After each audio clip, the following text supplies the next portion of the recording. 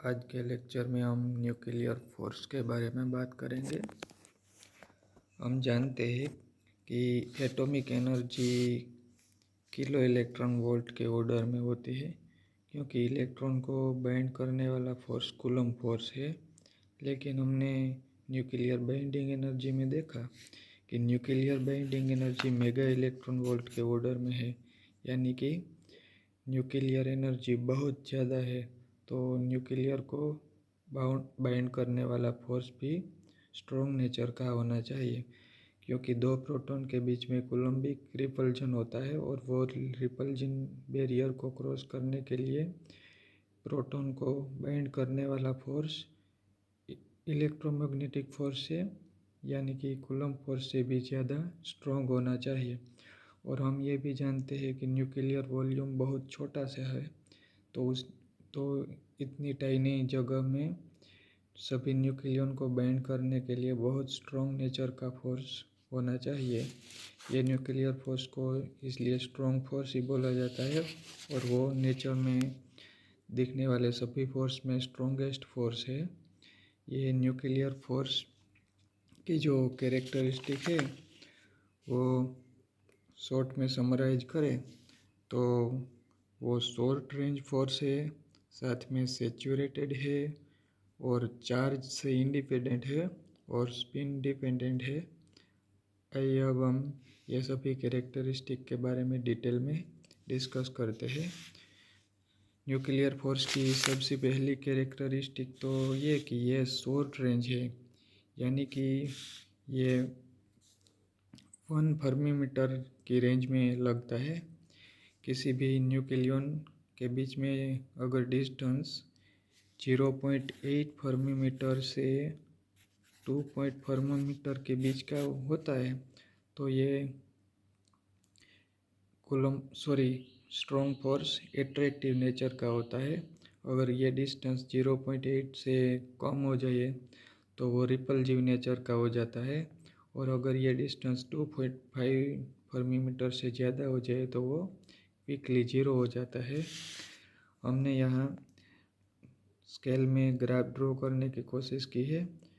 Strong force की potential energy versus distance का graph. ये ग्राफ में हम देख सकते हैं कि R0 डिस्टेंस पर न्यूक्लियर पोटेंशियल एनर्जी मैक्सिमम है, यानी कि न्यूक्लियस मैक्सिमम स्टेबल है, और वो डिस्टेंस 0.8 फर्मी-मीटर है, यानी कि 0.8 फर्मी-मीटर पर न्यूक्लियन सबसे स्टेबल रहते हैं। बाद में ये स्ट्रॉन्ग फोर्स डिक्रीज होता जाता है, और अगर डिस्टेंस 2.5 फर्मी-मीटर हो जाए तो पोटेंशियल एनर्जी जीरो हो जाती है और न्यूक्लियस अनस्टेबल हो जाता है और ये फोर्स जीरो हो जाता है। और उसी ही तरह अगर डिस्टेंस 0.8 फर्मी-मीटर से कम हो जाए तो पोटेंशियल एनर्जी क्विकली पॉजिटिव हो जाती है, यानी कि यह फोर्स का नेचर रिवर्स हो जाता है और वो एट्रैक्टिव हो जाता है। यानी कि 0.8 से 2.5 फर्मी-मीटर के बीच में ये फोर्स एट्रैक्टिव नेचर का रहता है और सभी न्यूक्लियन को न्यूट्रॉन और प्रोटॉन को बाइंड करके रखता है। लेकिन जैसे ही डिस्टेंस 0.8 फर्मी-मीटर से कम हो जाए वो रिपल्सिव नेचर का हो जाता है, और वो 2.5 से अगर ज़्यादा डिस्टेंस हो जाए तो वो फोर्स जीरो हो जाता है। ये कैरेक्टरिस्टिक को हम अच्छी तरह से समझ सकते हैं कि अगर डिस्टेंस 0.8 फर्मी-मीटर से कम हो जाए तो वो रिपल्सिव हो जाता है, वरना किसी भी मैटर न्यूट्रॉन स्टार और लास्ट में ब्लैक होल की तरह सिकुड़ जाता है। क्योंकि हम देखते हैं कि अगर 0.8 फर्मी-मीटर से कोई न्यूक्लियन ज़्यादा नज़दीक आ जाए तो ये फोर्स रिपल्सिव होता है, इसलिए मैटर और यूनिवर्स स्टेबल रह सकता है। ये न्यूक्लियर फोर्स की इम्पोर्टेंट और पहली कैरेक्टरिस्टिक है शॉर्ट रेंज। बाद में दूसरी कैरेक्टरिस्टिक है saturation property. Nuclear force saturated force है।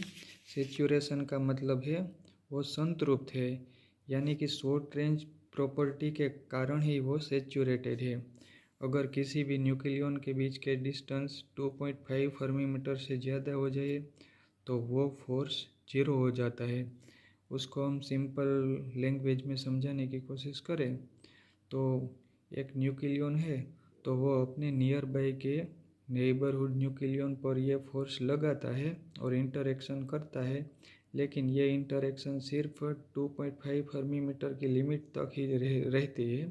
अगर दूसरे किसी न्यूक्लियन का डिस्टेंस 2.5 फर्मी मीटर से ज़्यादा हो जाए तो वो न्यूक्लियन के साथ इंटरेक्शन करने में कोई इंटरेस्ट नहीं रहता। यानी कि कहने का मतलब ये है कि कोई भी न्यूक्लियन, प्रोटॉन और न्यूट्रॉन सेचुरेटेड है, संतृप्त है, यानी कि अपने नेबरहुड न्यूक्लियन अगर 2.5 मीटर की रेंज में हो गए तो उनके साथ इंटरेक्शन करेगा और एट्रैक्टिव फोर्स लगाएगा। लेकिन अगर इनका डिस्टेंस 2.5 फर्मी मीटर से ज़्यादा होगा तो वो उनके साथ कोई इंटरेक्शन नहीं करेगा। यह कैरेक्टरिस्टिक से अब हम अच्छी तरह समझ सकते हैं कि न्यूक्लियर बाइंडिंग एनर्जी क्यों कांस्टेंट है, और हम ये भी समझ सकते हैं कि nuclear binding energy mass number बढ़ने से जो पर न्यूक्लियन बाइंडिंग एनर्जी है उसमें ज़्यादा वेरिएशन नहीं होता, क्योंकि न्यूक्लियन बढ़ने से ही ये स्ट्रॉन्ग फोर्स बढ़ता नहीं, क्योंकि पर न्यूक्लियन जो स्ट्रॉन्ग फोर्स है वो तो सेम ही रहता है, क्योंकि न्यूक्लियन का नंबर बढ़ाने से वो न्यूक्लियस की बाहरी सतह पर रहता है और इंटरनल न्यूक्लियन के साथ कोई इंटरेक्शन नहीं करता, क्योंकि डिस्टेंस 2.5 फर्मी मीटर से मोस्टली ज़्यादा ही होता है। और तीसरी कैरेक्टरिस्टिक ये है कि यह फोर्स चार्ज इंडिपेंडेंट है। इसका मतलब ये है कि यह चार्ज पर डिपेंडेंट नहीं, यानी कि प्रोटॉन प्रोटॉन, प्रोटॉन न्यूट्रॉन और न्यूट्रॉन न्यूट्रॉन सभी के बीच में ये सेम तरह से लगता है। और उनकी और एक कैरेक्टरिस्टिक ये है कि ये फोर्स स्पिन डिपेंडेंट है, यानी कि न्यूट्रॉन और प्रोटॉन को भी इलेक्ट्रॉन की तरह स्पिन होती है और ये फोर्स स्पिन पर डिपेंडेंट है। ज़्यादातर न्यूक्लियर फोर्स में स्ट्रॉन्ग फोर्स ही कंसीडर किया जाता है, लेकिन न्यूक्लियर फोर्स के दो टाइप है, स्ट्रॉन्ग फोर्स और वीक फोर्स। इनमें स्ट्रॉन्ग फोर्स नेचर में दिखने वाले सभी फोर्स में स्ट्रॉन्गेस्ट है, इसलिए उसे स्ट्रॉन्ग फोर्स बोला जाता है। और वीक फोर्स भी स्ट्रॉन्ग है, लेकिन वो स्ट्रॉन्ग फोर्स की कंपेयर में वीक है, इसलिए उनको वीक फोर्स बोला जाता है। लेकिन वीक फोर्स भी ग्रेविटेशनल फोर्स से तो कई गुना स्ट्रॉन्गर है, लेकिन इलेक्ट्रोमैग्नेटिक फोर्स से वीक है। और ये दो न्यूक्लियर फोर्स के बीच में जो डिफरेंस है वो शॉर्ट में समराइज करने की मैंने यहाँ कोशिश की है। पहले तो रेंज के बारे में बात करें तो स्ट्रॉन्ग फोर्स की रेंज 1 फर्मी मीटर के नियर बाई होती है, और वीक फोर्स उनसे भी शॉर्ट रेंज का फोर्स है, उनकी रेंज 1 फर्मी मीटर के भी 1000 पार्ट के ऑर्डर की होती है। और आगे बात करें तो ये स्ट्रॉन्ग फोर्स न्यूट्रॉन प्रोटॉन या न्यूट्रॉन न्यूट्रॉन या प्रोटॉन प्रोटॉन के बीच में लगता है। लेकिन आज हम जानते हैं कि न्यूट्रॉन और प्रोटॉन भी क्वार्क से बने होते हैं और सभी क्वार्क फैमिली को हेड्रॉन कहा जाता है, यानी कि स्ट्रॉन्ग फोर्स हेड्रॉन के बीच में लगता है और वीक फोर्स लेप्टन के बीच में लगता है। लेप्टन यानी कि इलेक्ट्रॉन, म्यूऑन, ताउ एटसेट्रा फैमिली को लेप्टन बोला जाता है। ये भी इनकी खास कैरेक्टरिस्टिक है। स्ट्रॉन्ग फोर्स हेड्रॉन के बीच में लगता है और वीक फोर्स लेप्टन के बीच में लगता है। और इंटरमीडिएट पार्टिकल के बारे में बात करें तो स्ट्रॉन्ग फोर्स का कैरियर पार्टिकल ग्लूऑन है।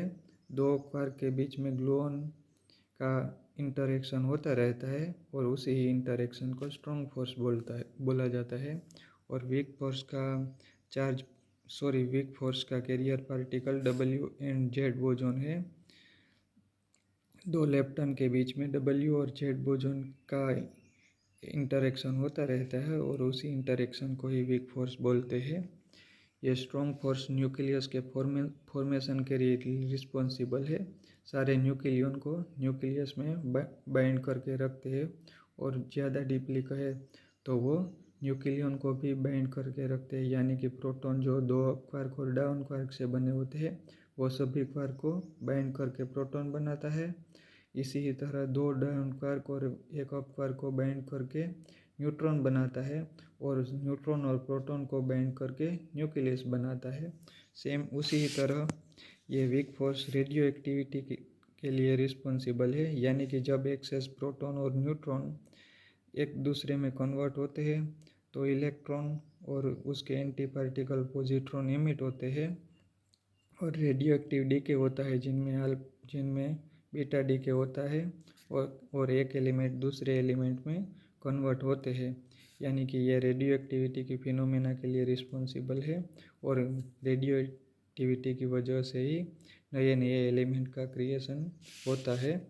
स्ट्रॉन्ग फोर्स और वीक फोर्स दोनों को न्यूक्लियर फोर्स बोला जाता है।